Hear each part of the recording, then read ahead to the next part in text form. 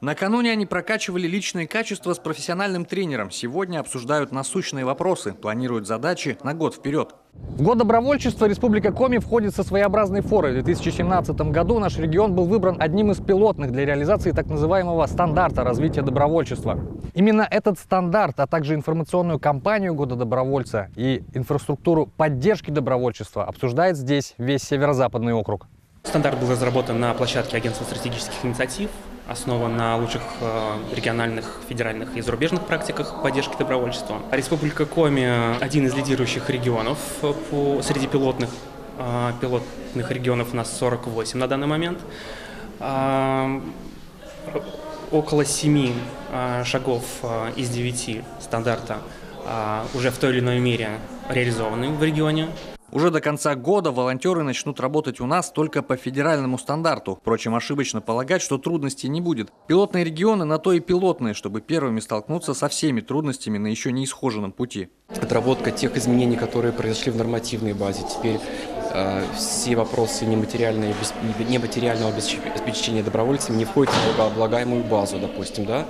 Это тоже будет впервые опробировано, в том числе и в Республике Коми. Так вот, мы, конечно, благодарны тем регионам, которые вошли в пилот.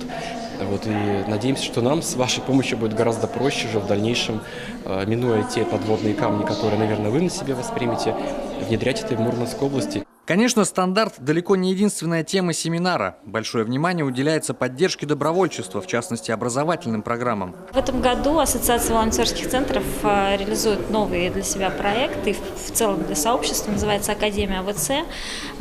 Естественно, основные ее элементы – это обучающие программы для разных участников добровольческого движения, как самих волонтеров разных возрастов, от школьников до серебряных волонтеров, так и для организаторов волонтерской деятельности. Сами участники семинара, руководители региональных волонтерских штабов и специалисты по работе с молодежью рады побывать в Коми не только из-за тренингов и обмена опытом. В Сыктывкаре я впервые.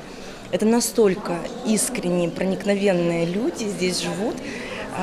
Очень приятно, и особенно тронул вчера концерт в филармонии, когда во всем чувствуется, в каждом номере, в каждом слове трепетное отношение к национальной культуре. Республика Коми – это очень добродушный край, это регион, в котором люди какие-то очень добрые, открытые, отзывчивые, и, конечно, добровольчество в республике тоже развито на достаточно высоком уровне. К слову, обилие съездов в год добровольца не ожидается. Волонтеры говорят, в 2018-м у них много работы, так что времени на разговоры практически нет. Евгений Стокос, Павел Люлянмин, телеканал Юрган, Сыктывдинский район.